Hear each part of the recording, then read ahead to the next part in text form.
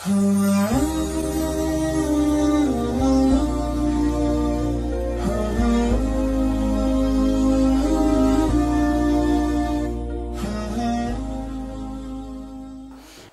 cara mandi junub yang baik Pak Ustadz? Mudah-mudahan ini anak SMP. Saya khawatirnya yang nanya ini anak udah 3. Yang pertama, semua basah. Asal semua sudah basah, sah.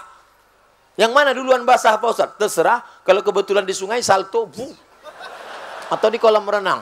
Nawaitu rafal hadasil akbari an jamil badani. Aku niat menghilangkan najis besar, hadas besar dari badanku. Lillahi ta'ala.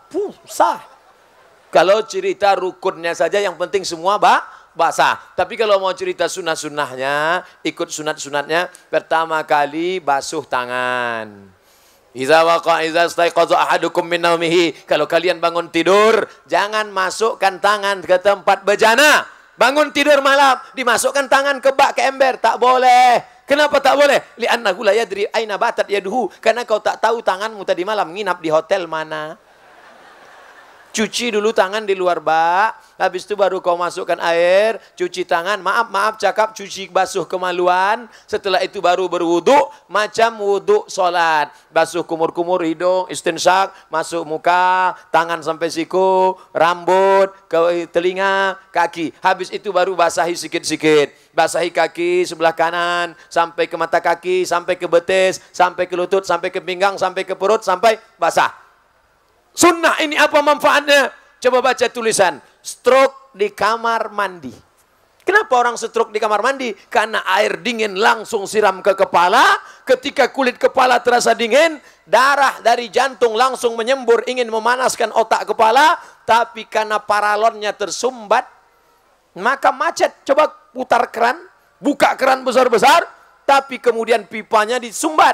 Apa yang terjadi? Bam! Pecah pembuluh darah. Macam paham aja Ustadz nih. Kalau tak percaya sama saya tanya dokter. Betul kan Pak Dokter? Oleh sebab itu maka dipanaskan badan dengan cara sejukkan, dingin, sampai akhirnya kepala basah semua. Itu kalau mau mengikut sunnah-sunnah Nabi Muhammad sallallahu alaihi wasallam. Assalamualaikum Pak Ustadz. Waalaikumsalam warahmatullahi wabarakatuh. Apa pendapat Ustadz Somad terhadap vaksin MR yang sudah dilaksanakan di Kepri khususnya, namun belum memiliki sertifikat halal? Sampai hari ini, Majelis Ulama Indonesia belum mengeluarkan label halal terhadap vaksin itu. Ini vaksinnya. Vaksin ini belum ada label halalnya. Saya sudah telepon langsung ke MUI Pusat. Waktu saya diminta sosialisasi di Dinas Kesehatan. Saya diminta Dinas Kesehatan sosialisasi vaksin bayi dengan vaksin cacar, campak, rubella dengan vaksin berangkat haji. Lalu saya takut salah, saya telepon pusat. Ada tak label halal? Belum ada halal dari pusat. Lalu kenapa masyarakat boleh memakainya? Yang ada fatwa darurat. Kalau darurat pilih 2. Mati atau makan babi? Pilih mana? Mati atau makan babi? Nah, banyak yang mau makan babi kan? Tak boleh kita pilih mati. Masuk ke hutan. Sampai di hutan pilihannya cuma 2. Mati atau makan babi. Tiba-tiba kawan, kau pilih mana? Aku mati aja lah. Tak boleh. Ambil babi, colek-colek pakai kecap. Sementara datang pisang. Tapi kalau pisang sudah datang, tinggalkan babi, makan pisang. Nanti kalau datang vaksin yang halal, tinggalkan yang ini, beralihlah ke yang halal. Kalau mudaratnya tingkat tinggi. Tanya dokter kita. Bapak-bapak dokter yang ngaji-ngaji yang amanah. Tanya, Pak dokter, bahaya tak kalau ini tak kupakai? Kata dokter yang amanah tadi, kalau tak kau pakai nanti kau mati. Bolehlah, karena darurat. Tapi kalau kata dia, tak apa-apa.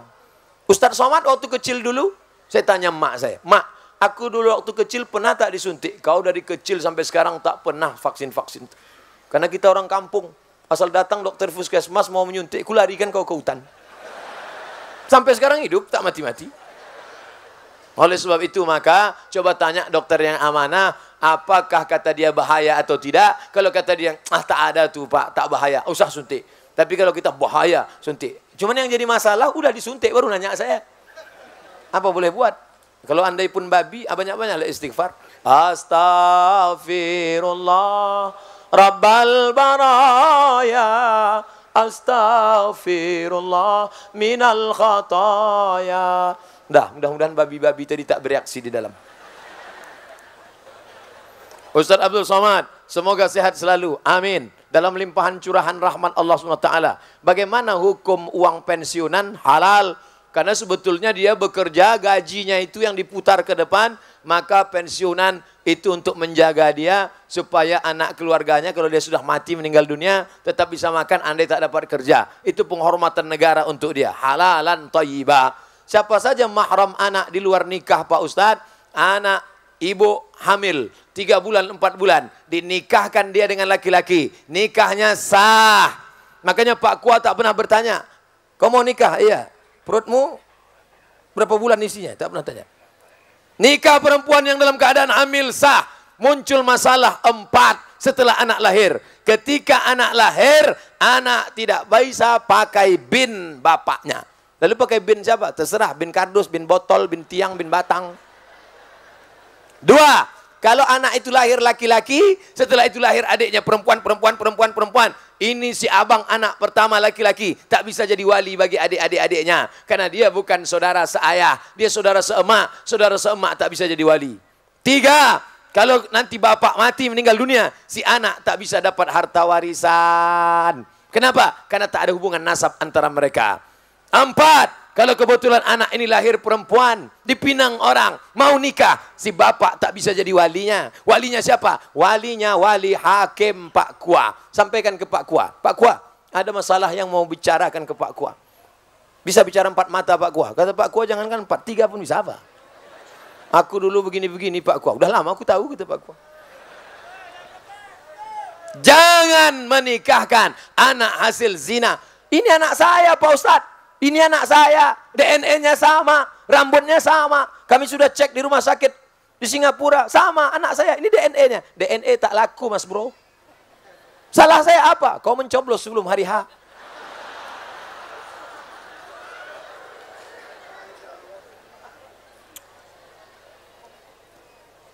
Apakah anak yang dilahirkan di luar nikah dengan ayahnya atau adik laki-lakinya termasuk mahram? Anak luar nikah, laki-laki. Lalu kemudian dengan adik-adiknya itu, saudara seibu tetap mahram. Maka dia mahram dengan saudara-saudaranya karena dia dianggap saudara seibu. Dengan ayahnya itu bukan ayah kandungnya. Lalu apa? Tapi dia tetap tidak boleh karena sudah menikah dengan ibunya. Dianggap semacam ayah tirinya. Dia tak ada hubungan nasab. Tapi karena menikah dengan emaknya, maka dia punya hubungan disebabkan oleh pernikahan. Bukan oleh hubungan darah.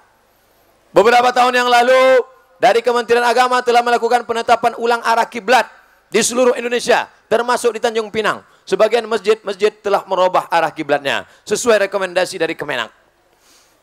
Panjang betul ceritanya. Tapi ada sebagian masjid tetap bertahan dengan arah kiblat yang lama. Alasannya Kemenak menggunakan alat buatan orang kafir. Ada lagi yang beralasan kalau arah kiblatnya tidak pas betul, tidak menjadi masalah. Yang penting hatinya mengarah ke kiblat. Oh kalau gitu membelakangi kiblat aja. Mana kiblat? Belakang. Kau kenal nggak ada urusan? Hati. Yang penting kan hatinya. Sama macam orang-orang yang bilang, kau kenapa tak berjilbab? Yang penting hatinya berjilbab. Nanti datang orang gila tak bercelana. Kau kenapa telanjang? Yang penting hatinya pakai baju. Otak. Ini pakai otak apa otak-otak? Tidak boleh ikut itu. Karena alatnya orang kafir. Mikrofon ini siapa yang buat nih? Mikrofon yang buat orang kafir. Itu maka tulisannya on off. Seandainya orang Islam pasti tulisannya al-hayah wal maut. Ini lampu. Ini lampu ini yang buat orang kafir. Ini lampu, ini mikrofon yang buat semua. Masjid itu kubah. Kubah masjid itu dari mana? Kubah masjid itu dari Bizantium. Bizantium itu mana? Roma. Roma itu mana? Non-Muslim. Menara. Menara itu dari mana? Menara dari Mesir. Yang membuat siapa? Yang membuatnya orang Yunani. Menara diambil dari kata nar, api. Tempat api. Mana dari Islam? Islam tidak melarang menggunakan alat non-Muslim selama yang diambil maslahatnya. Tidak diambil sebagai ibadah. Kecuali yang diambil ibadahnya, ritualnya baru tak boleh. Wala ana abidum ma'abadtum wala antum abiduna ma'abud lakum dinukum. Jelas? Tak juga jelas, kita ulang sekali lagi. Kami 5 bersaudara. 3 perempuan, 2 laki-laki. Iyalah, 3 tambah 2, 5. Ada peninggalan orang tua kami yang disepakati dijual seharga 1 miliar. Oh, banyak tuh. 1 miliar belikan cendol, berenang kita. Belum terjual sampai sekarang. Enak tadi ceritanya di awal. Ujung-ujung tak sedap. Salah seorang ingin menjual hak warisnya kepada yang lain. Pertanyaannya, bolehkah menjual hak waris tersebut? Boleh. Jadi kalau 1 miliar dibagi berapa nih Pak Ustadz? 3 perempuan, 2 laki-laki. 2 laki-laki itu kali 2, 4. 3 perempuan, 4 tambah 3 sama dengan 7. 4 tambah 3 sama dengan 7. 1 miliar bagi 7. Laki-laki 2 bagian, 1 perempuan 1 bagian. 1 yang perempuan ini sedang susah. Ku juallah bagian itu ke engkau. Boleh. Dijualnya bagiannya kepada saudaranya tadi. Maka nanti pas dijual, dia tak dapat lagi karena sudah mengambil duluan. Jelas? Saya sering menonton YouTube Pak Ustadz. Alhamdulillah. Mengenai pertanyaan dari jamaah hasil bunga bank. Tegas Pak Ustadz mengatakan bunga bank itu haram. Sekarang ini ada beberapa perusahaan pihak ketiga. Jangan ada orang ketiga di antara kita. Yang bekerja sama dengan pihak bank konvensional. Dalam hal pengelolaan anjungan tunai mandiri ATM. Tugas pihak ketiga, pengisian uang, perbaikan, sebagainya yang berkaitan dengan kelancaran operasional. Yang ingin saya tanyakan, apakah penghasilan karyawan-karyawati pihak ketiga itu sebagai sumber mereka itu berasal termasuk haram Pak Ustadz? Mereka ini menjual jasa, tidak pihak yang berkaitan langsung. 3 yang dilaknat. Siapa yang dilaknat? Akilar riba, yang makan riba. Wa mukilahu, orang yang dikasih makan riba. Wa katibahu, penulisnya, pencatatnya. Kulluhum sawa, semuanya mereka sama statusnya. Adapun orang pegawai bank beli nasi bungkus di samping rumah makan Minang Maimbau. Tiba-tiba datang pegawai bank beli. Pak, beli nasi 10 bungkus. Apa kata penjual? Kami tak jual nasi ke engkau karena duit kau haram. Bapak jual semen, toko bangunan, datang orang beli. Pak, saya beli semen 10 sak. Apakah Bapak tanya, duit kau dari mana? Duit halal apa duit haram? Yang penting barang yang kita jual halal. Yang penting barang yang kita jual halal. Nah, ini menjual jasa. Jasa yang dia jual halal, tidak terkait langsung. Adapun kalau dia langsung baru menjadi haram. Penulisnya, saksinya, orang yang diberi, orang yang memberi, orang yang meminjam, menerima pinjaman langsung. Adapun yang tak langsung, yang terkait dengan operasional, yang terkait dengan tak langsung, maka tidak disebut dengan memakan riba. Bapak Ibu yang dimuliakan Allah Subhanahu wa taala, mudah-mudahan takbir akbar kita malam ini berubah menjadi amal. Tak ada gunanya pengajian ramai. Nanti kalau ditanya orang, bagaimana pengajian malam tadi? Ramai. Apa buktinya ramai? Sampah berserak-serak besok pagi. Semua sampah masukkan ke kantong. Yang membawa botol, bawa balik, letakkan di tempat sampah. Saya sendiri saya bawa. Nih, tak boleh sebar, saya bawa. Tak boleh berserak-serak. Karena Islam mengajarkan at-tahuru satrul iman. Kesucian, kebersihan, sebagian daripada iman. Orang yang mengatakan Islam kotor, Islam jorok, gara-gara melihat lapangan. Tengok tuh, gara-gara Ustaz Somad datang, berserak sampah. Maka bersih, koran-koran, kotoran, sampah, bawa semua balik. Dan yang paling penting adalah berubah kajian malam ini menjadi amal soleh.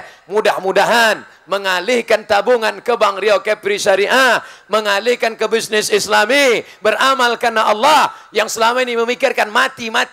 Kata dia harta tak dibawa mati, mobil bisa dibawa mati, kau wakafkan untuk mobil ambulan. Duit bisa dibawa mati, sekolahkan anak yatim. Alhamdulillah Ustaz Somad, sebelumnya jamaah ini pelit, tapi setelah ikut pengajian Ustaz Somad, sedekahnya meningkat. Dulu sebelum pengajian 2000, setelah ikut pengajian 2500. Ala hazihin niyah wa kulli niyatin salihah, untuk niat yang baik-baik. Al-Fatihah. A'udzubillahi minasyaitonir rajim.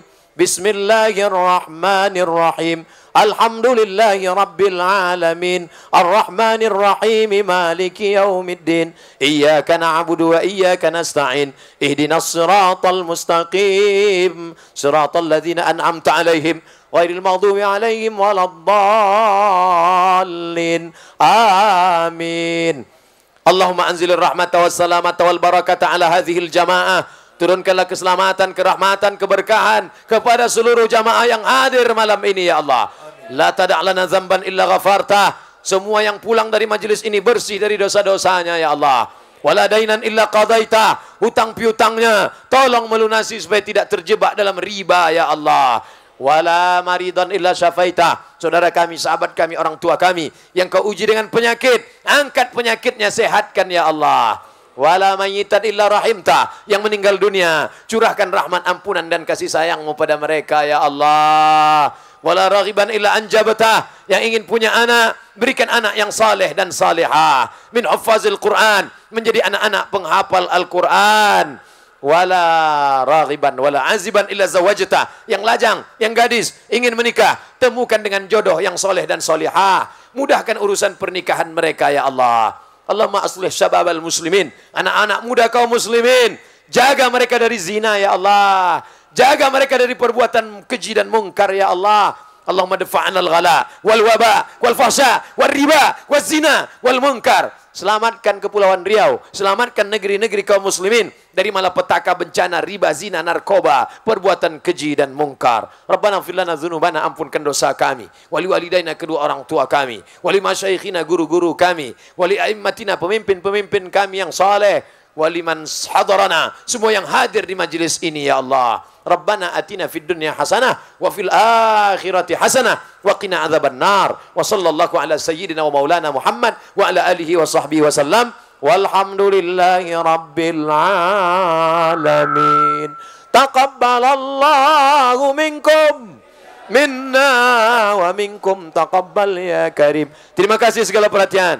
Mohon maaf segala kekhilafan. Wassalamualaikum warahmatullahi wabarakatuh.